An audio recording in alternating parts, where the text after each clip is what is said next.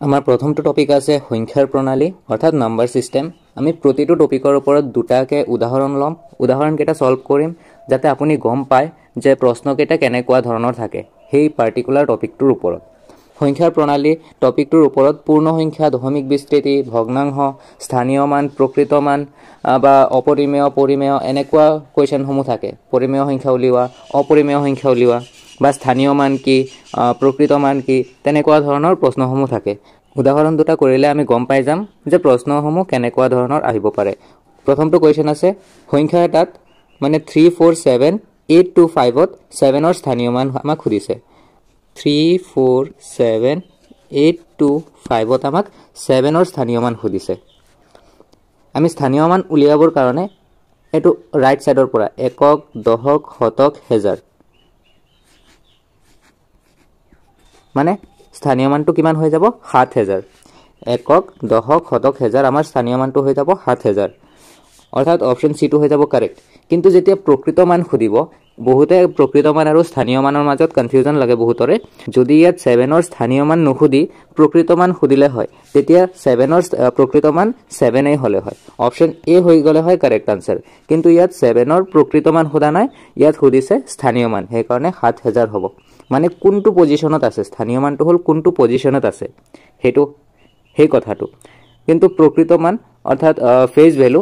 হেতু মানে নাম্বাৰটো কি হয়, সেই পজিশনত থকা নাম্বাৰটো কি হয় হেতুৰ কথা খুদে। অৰ্থাৎ ইয়াত যদি 4ৰ প্ৰকৃত মান খুদিলে হয় তেতিয়া 4 হলে হয়, যদি 5ৰ খুদিলে হয় তেতিয়া 5 হলে হয়, আৰু যদি ইয়াত 5ৰ স্থানীয় মান খুদিলে হয় তেতিয়া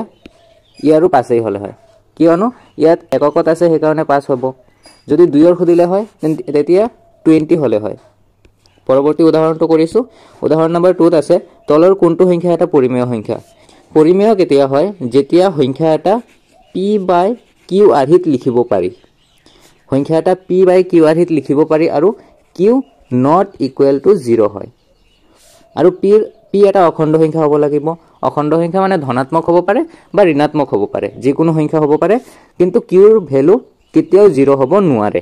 ধনাত্মক হোক বা ঋণাত্মক হোক কোনো প্ৰবলেম নহয়, কিন্তু 0 হ'ব নোৱাৰে q ৰ ভ্যালুটো, তেতিয়া সংখ্যাটো এটা পৰিমেয় সংখ্যা হ'ব।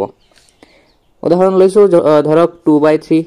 ইয়াত 3/4 আছে, 2/3 এটো p, ওপৰটো p বুলি ধৰিম, তলৰটো q বুলি ধৰিম, কিন্তু কেতিয়াও 2/0 কেতিয়াও এটা পৰিমেয় সংখ্যা নহয়। মানে q ৰ ভ্যালু যদি শূন্য হৈ যায় তেতিয়া সংখ্যাটো কেতিয়াও পৰিমেয় সংখ্যা হ'ব নোৱাৰে। নিশ্চয় বুজি পাইছে। পৰৱৰ্তী টপিকটোলৈ আগবাঢ়িছো। টপিক নম্বৰ 2ত আছে সিম্পলিফিকেশন অৰ্থাৎ সৰলীকৰণ। সৰলীকৰণত মেইন বস্তু এটা আছে বোডমাছ মেথড। বোডমাছ মেথডটো মই ওপৰে আপোনাক অলপ বুজাই দিম, যদিও আপুনি পিছত এটো ডিটেইলছত চাব, লগতে নিজে প্ৰেক্টিস কৰিলেহে বোডমাছ মেথডটো ভালদৰে বুজি পাব।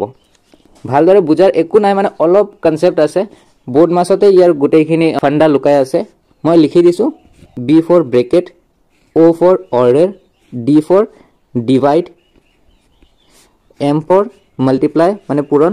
A for adding অৰ্থাৎ যোগ, আৰু S for subtract মানে বিয়োগ। এই উদাহৰণটো আমি বোডমাছ মেথডে সলভ কৰিম, তেতিয়া আপুনি বুজি পাব।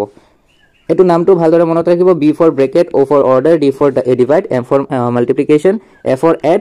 আৰু S for subtract। মানে প্ৰথমতে b আহিছে অৰ্থাৎ ব্ৰেকেট, মানে ব্ৰেকেটৰ ভিতৰত যদি কিবা নাম্বাৰ থাকে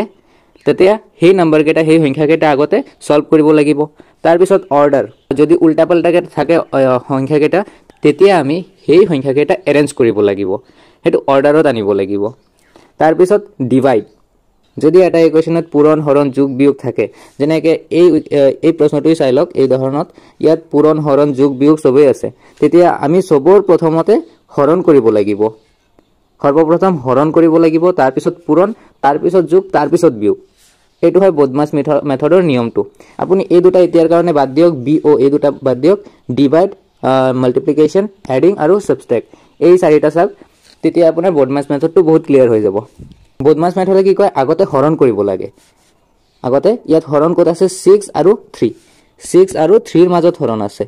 তেতিয়া আমি এই দুটা আগতে হৰণ কৰিম। বাকিখিনি লিখি লম। ফাৰ্স্টত কি আছে 15, প্লাস আছে প্লাস দিম, আগতে হৰণ আছে। বোডমাছ মেথডে কি কয়, হৰণ কৰিব লাগে, তেতিয়া আমি হৰণ কৰিম। 6 divided by 3 মানে 2 হৈ যাব। 6ক আমি 3ৰে হৰণ কৰিলে 2 পাম পিছত মাল্টিপ্লাই আছে মাল্টিপ্লাই দিম 2 - 5 আপোনাক বুজোৱাৰ কাৰণে লাহে লাহে কৰি আছো পিছত আছে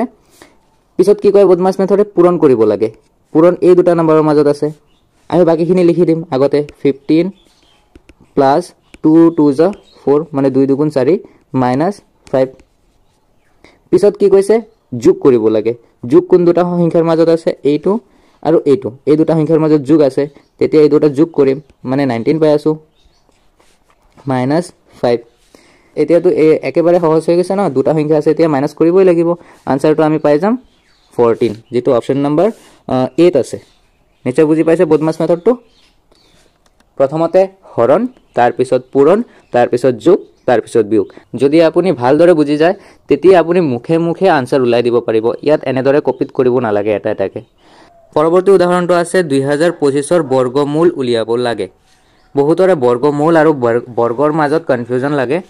বৰ্গমূল বুলি ক'লে যিকোনো নাম্বাৰ এটা এইটো সিম্বলৰ তলত থাকিব আৰু বৰ্গ উলিয়াব দিলে সংখ্যাটোৰ ওপৰত পাৱাৰ এটা থাকিব যেটো 2 হ'ব এটো যদি কয় তেতিয়া আমাক বৰ্গ উলিয়াব দিয়া বুলি কম আৰু এনেকুৱা থাকিলে তেতিয়া আমি বৰ্গমূল উলিয়াব দিয়া বুলি আমি কম এতিয়া আমাক কৈছে বৰ্গমূল উলিয়াব লাগে আমাৰ সংখ্যাটো আছে 2025 এই সংখ্যাটোৰ আমি উৎপাদক উলিয়াই লম বৰ্গমূল উলিয়াবৰ কাৰণে আমাৰ প্ৰথমতে উৎপাদক উলিয়াব লাগিব ইয়াত 5 আছে সেই কাৰণে আমাৰ 5 ৰে হৰণ হ'ব সংখ্যাটো পুৰা 20 ত 5 ৰে 4 বাৰ শূন্য এটা আহি যাব কাৰণে 2000 আছে পিছত 5 25 ত 5 বাৰ 405 আছে আকৌ 5 আছে 5 ৰে হৰণ হ'ব 40 ত 8 বাৰ 5 ত এবাৰ 81 আকৌ ইয়াক 8 আৰু 1 যোগ কৰিলে 9 হৈ আছে অৰ্থাৎ আমাৰ 3 ৰে হৰণ হ'ব 3 ৰে 8 ত দুবাৰ 3 2 6 2 বাকি থাকিব 21 21 ত 7 বাৰ আকৌ 3 ৰে হৰণ হৈ আছে 3 9 27 3 ৰে হৰণ হ'ব 3 3 9 উৎপাদক উলিয়াওতে সদায় আমি প্ৰাইম নাম্বাৰ লব লাগে অৰ্থাৎ মৌলিক সংখ্যা লব লাগে 5 5 3 3 3 3 ইয়া কি কৰিব লাগিব জোৰ কৰিব লাগিব এইখিনি জোৰ এইখিনি স্কয়াৰ ৰুটত হয় জোৰ কৰিলে পাই যাম আমি 5 স্কয়াৰ মাল্টিপ্লাই এটো জোৰ হৈ আছে 3 স্কয়াৰ এটো জোৰ হৈ আছে আকৌ 3 স্কয়াৰ এতিয়া চাব স্কয়াৰ আৰু স্কয়াৰ ৰুট কেনসেল হৈ আছে সো 5 থাকিব 3 থাকিব 3 থাকিব এই তিনিটা পূৰণ কৰি দিয়ক আনসাৰ পাই যাব আপুনি অৰ্থাৎ 5 3 * 15 15 3 * 45 অপচন সি আছে কাৰেক্ট আনসাৰটো বুজি পাইছে নিশ্চয় আৰু বৰ্গৰ কথা কৈছিলো বৰ্গটো কেনেকৈ উলিয়ায় যিকোনো নাম্বাৰৰ বৰ্গ বুলি ক'লে হেইটো নাম্বাৰৰ ওপৰত এটা 2 আহি যাব পাৱাৰত 2 আহি যাব ধৰক x² নাম্বাৰ যিকোনো হ'ব পাৰে x আৰু ইয়াৰ পাৱাৰত এটা 2 আহি যাব ধৰক আমাক কৈছে যে 5 ৰ বৰ্গ উলিয়াব লাগে তেন্তে 5² অৰ্থাৎ 5 এটো 2 এইটো 2 ৰ অৰ্থ ইয়াত 2 নহব কিন্তু এটো ভুল অৰ্থাৎ এইটোৱে কি বুজায় 5 মাল্টিপ্লাই 5 মানে দুটা 5 পূৰণ কৰিলে যি হ'ব হেইটোৱে হ'ব ইয়াৰ বৰ্গ অৰ্থাৎ 25 হৈ যাব ইয়াৰ কাৰেক্ট আনসাৰ বুজিছে এটো 2 কাৰণে ইয়াত 2 মাল্টিপ্লাই কৰি নিদিব এটো ৰং হৈ যাব বৰ্গ কৰিলে সদায় যিটো নাম্বাৰৰ বৰ্গ কৰা হয় হেই নাম্বাৰটো দুবাৰ পূৰণ কৰা হয় নিশ্চয় বুজি পাইছে আমি পৰৱৰ্তী টপিকলৈ আগবাঢ়িছো পৰৱৰ্তী টপিক আছে এলসিএম আৰু এইচসিএফ লহাগু আৰু গহাও বুজিবৰ কাৰণে প্ৰথমতে আপুনি বুজিব লাগিব গুণিতক আৰু উৎপাদক গুণিতক বুলি ক'লে আমি 2 ৰ গুণিতক বুলি যদি কও 2 ৰ গুণিতক 2 1 গুণ 2 2 2 গুণ 4 2 3 গুণ 6 2 4 গুণ 8 2 4 2 5 গুণ 10 এইবোৰ হৈ যাব ডট ডট ডট এইবোৰ হৈ যাব কি 2 ৰ গুণিতক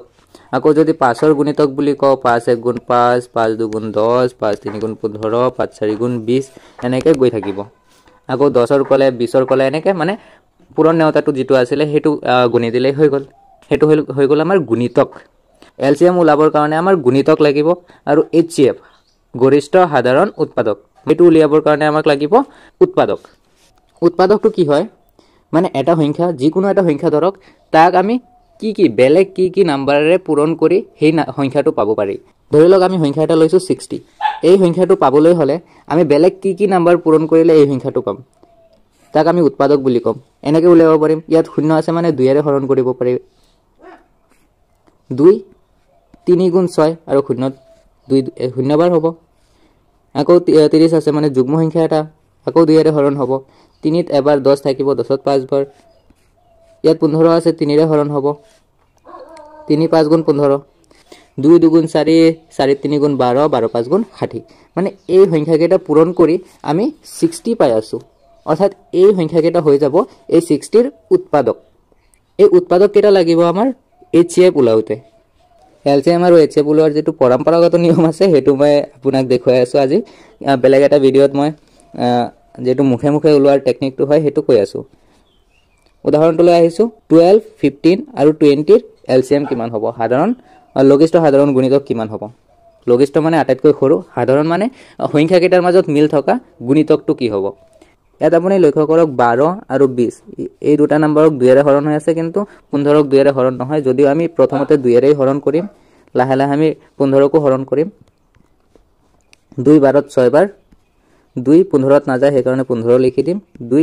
20ত 10 বাৰ পিছত আকৌ 2 ৰে হৰণ হৈ আছে 2 6ত 3 বাৰ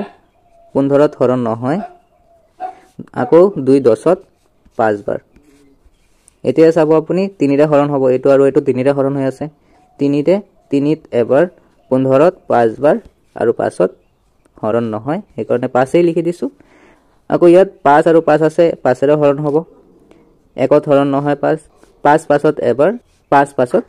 এবাৰ 2 2 গুণ 4 4 3 গুণ 12 12 5 গুণ 60 মানে আমাৰ 60 হৈ যাব আনসাৰ অপশন বি হৈ যাব কাৰেক্ট এনেকে আমি এলসিএম উলাও এটো যেটো পৰম্পৰাগত নিয়ম হয় আমি আন এটা ভিডিওত ইয়াৰ মুখে মুখে কেনেকে এলসিএম উলাব লাগে হেতু আমি শিকিম পৰৱৰ্তী প্ৰশ্নটো আছে HCF উলাব কৈছে দুটা নম্বৰ আছে 36 আৰু 48 ৰ HCF উলাব লাগে আমি সংখ্যা দুটা লৈ লম 36 আৰু 48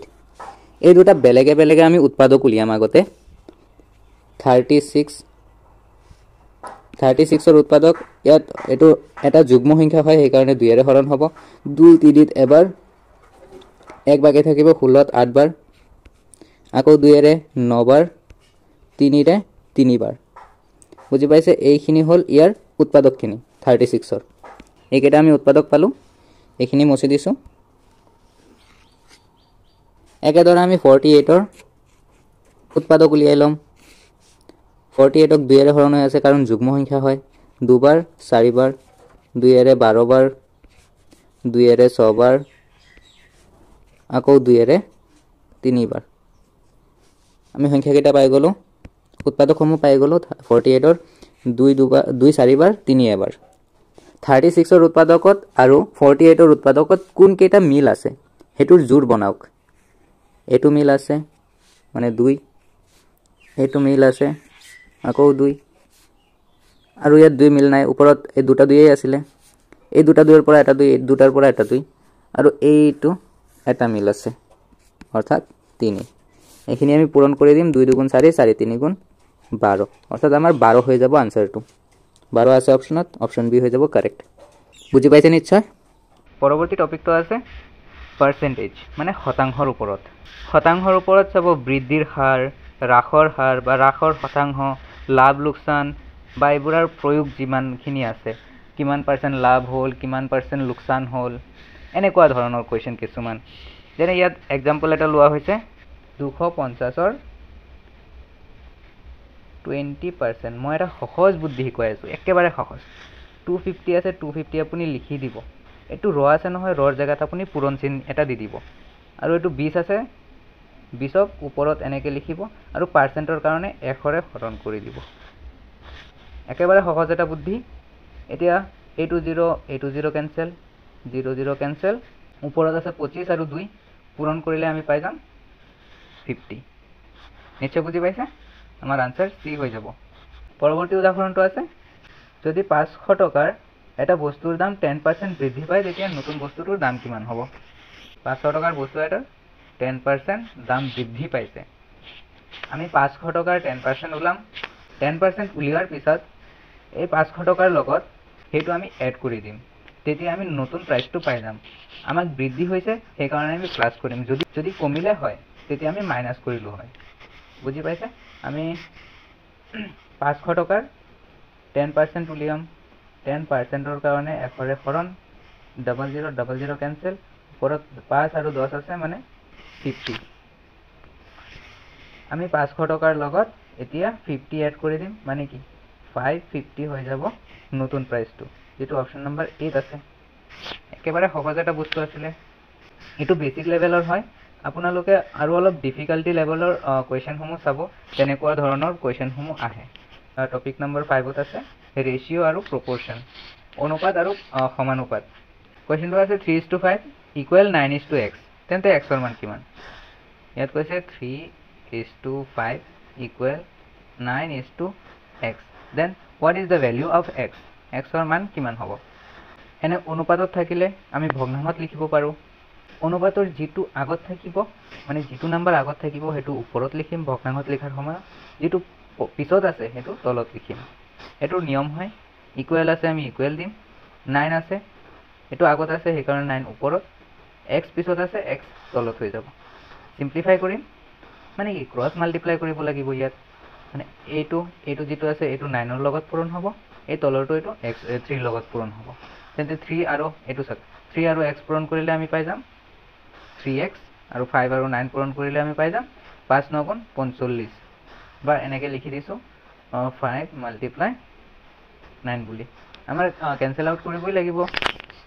আমি পূৰণ কৰি লাভ নাই x ইকুৱেল এটো পূৰণ হৈ আছিল গতিকে হৰণ হৈ যাব ওপৰত এই দুটা হৈ যাব 5 মাল্টিপ্লাই 9 3 ৰে 9 তিনিবাৰ মানে আমাৰ x ৰ ভ্যালু কিমান হৈ আছে 5 3 গুণ এটো 5 আৰু 3 পূৰণ কৰিলে 15 হৈ যাব আমাৰ आंसर 15 আছে না অপচন সি হৈ যাব কাৰেক্ট যদি এ ৰ দৰমহা 6000 টকা আৰু বি ৰ দৰমহা 8000 টকা তেন্তে এ আৰু বি ৰ অনুপাত কিমান হ'ব এ ৰ দৰমহা কিমান কৈছে 6000 টকা বি ৰ দৰমহা কৈছে 8000 টকা এটো 8 হল নে কি হল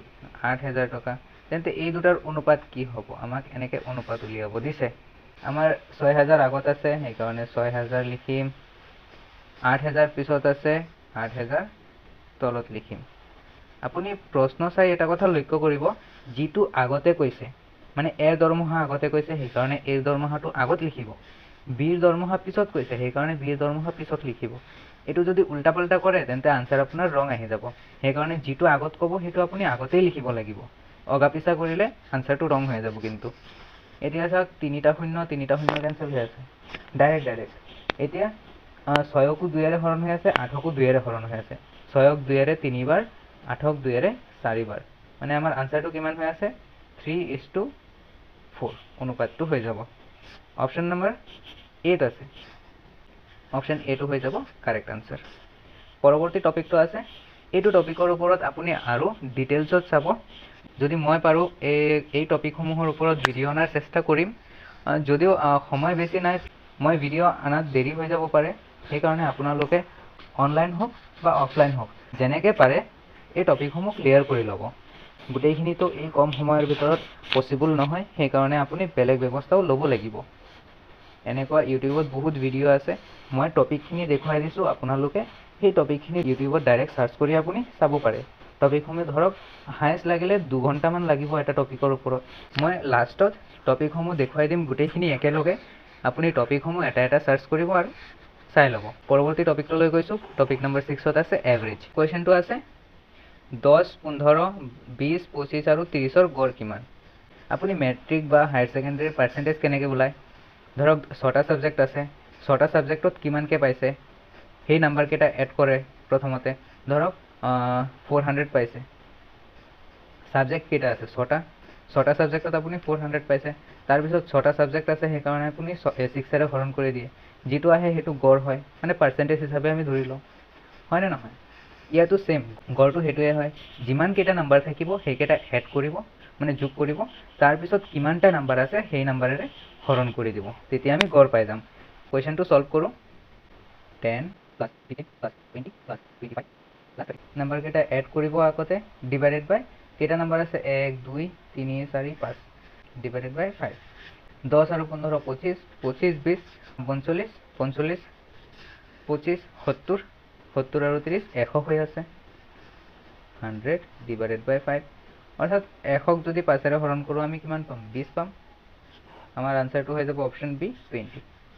এনেকৈ আমি গড় উলিয়াও ন পৰৱৰ্তী প্ৰশ্ন পৰৱৰ্তী উদাহৰণটো আছে কোৱেশ্চন নম্বৰ 12 পাঁচটা সংখ্যাৰ গড় 24 বুলি কৈছে ইয়াত এছামিছত লিখা আছে আপুনি ইংলিশটো চাই ল'ব যদি কনফিউজন লাগে পাঁচটা সংখ্যাৰ গড় 24 বুলি কৈছে যদি এটাকৈ বাদ দিয়া হয় মানে পাঁচটা সংখ্যা আছে তাৰ গড় 24 কৈছে আৰু যদি সেই পাঁচটা সংখ্যাৰ পৰা এটা সংখ্যা বাদ দিয়া হয় মানে চাৰিটা সংখ্যাৰ গড় পিছত কি কৈছে 20 হ'ব পাঁচটা সংখ্যাৰ গড় কৈছে 24 তেন্তে আমি টোটালটো পাবৰ কাৰণে 24 ৰ লগত 5 পূৰণ কৰিব লাগিব তেতিয়া আমি টোটালটো পাই যাম 5 4 গুণ 20 হাতত থাকিব 2 5 2 গুণ 10 2 12 মানে আমাৰ যি পাঁচটা সংখ্যা আছে সেই সংখ্যাকেইটাৰ যোগফল 120 হয় আৰু তাৰ পৰা এটা সংখ্যা বাদ দিলে গড় হৈ যায় 20 আৰু চাৰিটা সংখ্যাৰ গড় এটা বাদ দিলে চাৰিটা থাকিব ন চাৰিটা সংখ্যাৰ গড় 20 হয় তেন্তে 20 ৰ লগত যদি 4 পূৰণ কৰো আমি কিমান পাম 80 পাম এটো প্ৰথম পাঁচটাৰ আৰু এটোৰ ডিফাৰেন্স কিমান হৈ আছে 120 ৰ পৰা 80 গলে 40 মানে আমাৰ এটা নাম্বাৰটো যেটো বাদ দিয়া হৈছিল সেই নাম্বাৰটো হৈ যাব 40 অপচনত আছে নে আছে অপচন বি হৈ যাব আমাৰ কাৰেক্ট পৰৱৰ্তী টপিকটো আছে টপিক নম্বৰ 7 হ'ব প্ৰফিট এণ্ড লছ লাভ আৰু লোকসান কোৱেশ্চনটো কৈছে উদাহৰণত a shopkeeper buys an item for 400 rupees and sells it for 500 what is the profit percentage মানে লাভৰ শতাংশ উলিয়াব দিছে আমাক CP মানে কষ্ট প্ৰাইস CP কৈছে 400 SP কৈছে 500 আমাৰ লাভ হৈ আছে প্ৰফিট হৈ আছে 100 টকা ইয়াৰ পৰা ডাইৰেক্ট 500 ৰ পৰা 400 মাইনাস কৰি দিলে 100 টকা লাভ হৈ আছে ন এতিয়া প্ৰফিট পাৰ্সেন্ট উলিয়াবৰ কাৰণে ফৰ্মুলা এটা আছিল মই ইয়াৰ আগৰ ভিডিওটো ডিসকাস কৰিছো প্ৰফিট বাই CP মাল্টিপ্লাই 100 এইটো ফৰ্মুলাত যদি আপুনি ভ্যালু কেটা পুট কৰি দিয়ে আনসাৰটো নিজে নিজে ওলাই আহে প্ৰফিট আমাৰ 100 টকা হৈ আছিল তাৰ পিছত CP অৰ্থাৎ কিনা দাম আমাৰ 400 টকা মাল্টিপ্লাই 100 0000 কেনসেল আছে 4 ৰে 100 হৰণ কৰিলে 25 আমি আনসাৰটো 25 পাই গৈছো অৰ্থাৎ 25% লাভ হ'ব অপচন সি হৈ যাব কাৰেক্ট আনসাৰ বুজি পাইছে নিশ্চয় এটো এটা সিম্পল কোৱেশ্চন আছিল বেলেগ ধৰণৰ কোৱেশ্চন আহা দেখা যায় যেনে দুটা বস্তুৰ কিনা দাম কৈছে এটাৰ 5000 আনটো 7000 আৰু বেচা দাম কৈছে 15000 তেতিয়া লাভৰ শতাংশ কিমান হ'ব বা ধৰি লওক যে দুটা বস্তু কিনিছে সেই সেম দামতে কিনিছে এটা 5000 আৰু এটা 7000 ত কিনিছে আৰু বেচিছে 9000 বা 10000 ত তেন্তে লোকসানৰ শতাংশ কিমান হ'ব তেনেকুৱা ধৰণৰ প্ৰশ্নসমূহ দিয়ে কেতিয়াবা পৰৱৰ্তী প্ৰশ্নটো আছে কোৱেশ্চন নম্বৰ 14 ত যে এজন ব্যক্তি কোনোবাই 1600 টকাত 20% লোকসানত বস্তু এটা বিক্ৰী কৰে বস্তুটোৰ মূল দাম কিমান হ'ব মানে কিনা দাম কিমান আছিল ধৰি লওক আপুনি বস্তু এটা 1600 টকাত বেচিলে বেচাৰ পিছত আপোনাৰ 20% লোকসান হ'ল তেতিয়া আপোনাৰ কিনা দাম কিমান আছিল হেতু খুদিছে আমাৰ সেলিং প্ৰাইসটো দিয়া আছে 1600 টকা আমি ধৰি লম যে বস্তুটোৰ কিনা দাম x টকা আছিল x টকাৰ পৰা আমি x ৰ 20% লোকসান হৈছিল x ৰ 20% লোকসান হোৱাৰ পিছত আমাৰ বেচা দাম কিমান আহিছে 1600 টকা এটা এটো হল কিনা দাম এটো হল কিমান টকা লোকসান হৈছে হেতু x ৰ 20% হে লোকসান হৈছে হেতু হ'ব এটো মাইনাস কৰিলেহে 16 টকা পাম আমি ইয়াত x ৰ ভ্যালুটো উলাই দিলে আমাৰ আনসাৰটো উলাই আছে এটো সিম্পলিফাই কৰিব আৰু আনসাৰটো কমেন্টত জনাব পৰৱৰ্তী টপিকটো লৈ আগবাঢ়িছো টপিক নম্বৰ 8 ত আছে সিম্পল এন্ড কম্পাউন্ড ইন্টাৰেস্ট সৰল সুত আৰু যৌগিক সুত গ্ৰেড 4 লেভেলত সৰল সুতৰ ওপৰত কোৱেশ্চন আহা দেখা যায় যদিও যৌগিক সুতৰ ওপৰত ইমান কোৱেশ্চন নাহে যদিও আপুনি জানি থোৱাটো বহুত ভাল সেই কাৰণে আপুনি দুয়োটা সৰল সুত আৰু যৌগিক সুত দুয়োটা জানি থব প্ৰবলেম নহয় আপোনাৰ হে ভাল কোৱেশ্চনটো আছে 5000 টকাৰ 5% বাৰ্ষিক হাৰত 3 বছৰৰ বাবে সৰল সুত কিমান হ'ব আমাক দিয়া আছে 5000 টকা প্ৰিন্সিপাল দিয়া আছে 5000 টকা আৰু 5% ইন্টাৰেস্ট ৰেট তো আছে 5% আৰু 3 বছৰ টাইম আছে আমাৰ 3 বছৰ এতে ইয়াৰ সৰল সুত কিমান হ'ব হেতু উলিয়াব দিছে ফৰ্মুলাটো সকলোৱে জানে p r t by 100 ইয়াত আমি ভ্যালু পুট কৰিলে আনসাৰটো পাই যাম p ৰ ভ্যালু আছে কিমান 5000 টকা r আছে কিমান 5% আৰু 3 টাইম আছে 3 ইয়াৰ্স মছে দিছো p আছে 5000 টকা r আছে 5% আৰু t আছে 3 বছৰ ডিভাইডেড বাই 100 00 কেনসেল হৈ আছে তলত 1 আছে মানে এটো ডিভাইড একেৰে হৰণ কৰিলে সেই আনসাৰটো একেই থাকিব আনসাৰটো কোনো পৰিৱৰ্তন নহয় এতিয়া এই তিনিটা নাম্বাৰ পূৰণ কৰি দিও আনসাৰটো আপুনি পাই যাব 5 5 গুণ 25 25 3 গুণ 75 আৰু শূন্য এটা আছে অৰ্থাৎ 750 হৈ যাব আমাৰ আনসাৰ অপচন এ বুজি পাইছে নিশ্চয় পৰৱৰ্তী প্ৰশ্নটো আছে 4000 টকাৰ 10% বাৰ্ষিক হাৰত 2 বছৰৰ বাবে যৌগিক সুদ কিমান হ'ব কম্পাউণ্ড ইন্টাৰেষ্টৰ কাৰণে এটা সূত্ৰ আছে এটো হল সূত্ৰ এটো টি হয় এই সূত্ৰটোত ভ্যালু কেটা পুট কৰিলে আপুনি আনসাৰটো পাই যাব পি মানে প্ৰিন্সিপাল মানে মূলধনটো যেটো আছে হেতু আৰ মানে ইন্টাৰেস্ট ৰেট আৰু টি টি মানে সময় আমি ভ্যালু কেটা পুট কৰি আছো পি আছে কিমান 4000 multiply 1 plus r আছে 10% divided by 100 whole to the power t আছে 2 বছৰ whole square minus p আছে 4000 simplify কৰিলে আমি আনসাৰটো পাম 4000 এটো 10 বাৰ মানে ইয়াত হৈ আছে আপুনি এলসিএম ললে 10 এলসিএম আহিব 10 এলসিএম আহিলে ওপৰত এটা এটা আছে 10 এক ইয়াত এটা আছে 1 10 বাৰ 10 1 গুণ 10 প্লাস ওপৰত 1 থাকিব এটো স্কয়াৰ মাইনাস 4000 এটো স্কয়াৰ হৈ আছে গতিকে 4000 মাল্টিপ্লাই ওপৰত হৈ যাব 11 11 স্কয়াৰ কৰিলে 121 ডিভাইডেড বাই 10 স্কয়াৰ কৰিলে 100 minus 4000 00 কেনসেল হৈ আছে 40 ক 121 ৰে পূৰণ কৰিলে কিমান পাম আমি 1 4 গুণ 4 2 4 গুণ 8 1 4 গুণ আকৌ 4 শূন্য এটা আছে শূন্যটো লগাই দিম 4840 ৰ পৰা আমি 4000 মাইনাস কৰি দিলে 840 পাই যাম এই 4000 মাইনাস হৈ যাব 840 হৈ যাব আমাৰ আনসাৰটো অপচন বি হৈ যাব কাৰেক্ট আনসাৰ নিশ্চয় বুজি পাইছে এটো ফৰ্মুলা লিখি ৰাখিব এই ফৰ্মুলাটো লিখি ৰাখিব যাতে ভৱিষ্যতে পাহৰি না যায় পৰৱৰ্তী টপিকটো আছে টাইম এণ্ড ওয়াৰ্ক ইয়াত পাইপ আৰু টেংকিৰ কাৰ্যদক্ষতা বা কিছুমান মানুহ দুজন মানুহে যদি কাম এটা ইমান দিনত কৰিব পাৰে ধৰক 5 দিনত কৰিব পাৰে তেন্তে হেই একেটা কাম কৰিবলৈ এজনক কিমান দিন লাগিব এনেকুৱা ধৰণৰ কিছুমান কোৱেশ্চন আছে নহয় এইটো টপিকৰ আন্ডাৰত পৰে এজন ব্যক্তি 10 দিনত এটা কাম কৰে আৰু বিয়ে হেই কামটো 15 দিনত কৰে এ আৰু বিয়ে একেলগে কামটো কিমান দিনত কমপ্লিট কৰিব পাৰিব এটা কাম কৈছে 10 দিনত কৰে এ নামৰ ব্যক্তিয়ে আৰু বি নামৰ ব্যক্তিয়ে হেই সেম একেটা কাম 15 দিনত কৰে তেন্তে দুয়োজন মিলি হেই কামটো কিমান দিনত কৰিব ইয়াত নাম্বাৰ দুটা আছে 10 আৰু 15 এই দুটাৰ আমি এলসিএম লম 10 আৰু 15 ৰ এলসিএম 30 হয়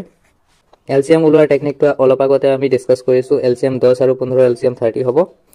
মানে মোট কাম কিমান আছে 30 টা আছে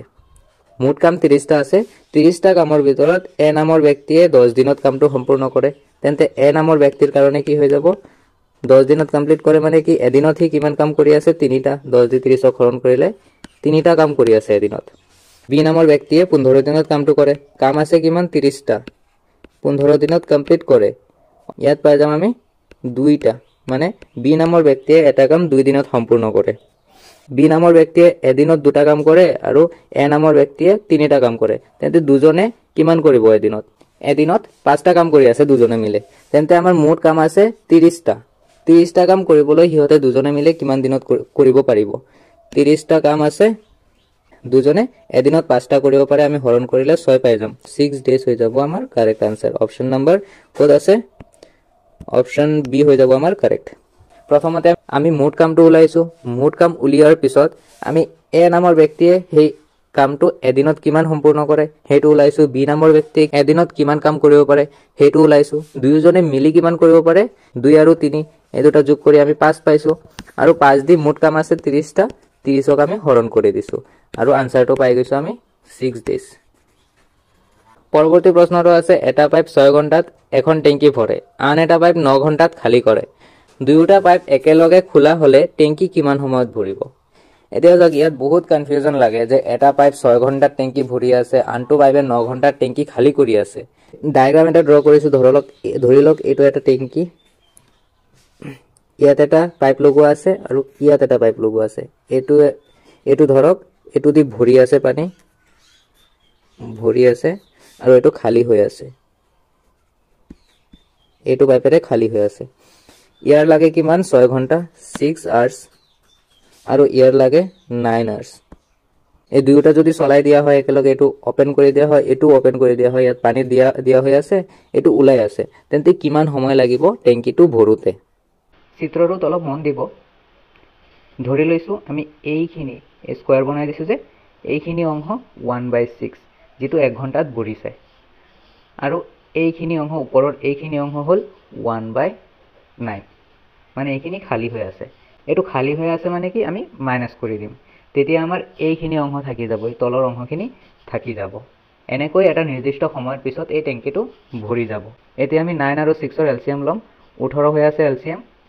6 দি 18ক ভাগ কৰিলে 3 বাৰ আৰু 3 আৰু এই 1 পূৰণ কৰিলে 3 গুণ 3 আকৌ 9 দি 18 দুবাৰ 2 আৰু ওপৰৰ 1 পূৰণ কৰিলে 2 গুণ 2 এতিয়া চাব 3 ৰ পৰা 2 গলে 1 থাকিব আৰু তলত থাকিব 18 অৰ্থাৎ টেংকিটো 1 ঘণ্টাত 18 অংশৰ 1 অংশ ভৰি আছে যেহেতু 1 ঘণ্টাত 18 ভাগৰ 1 ভাগ ভৰি আছে তেন্তে টেংকিটো ফুল হওতে আমাৰ 18 ঘণ্টা সময় লাগিব নিশ্চয় অপচন সি হৈ যাব কাৰেক্ট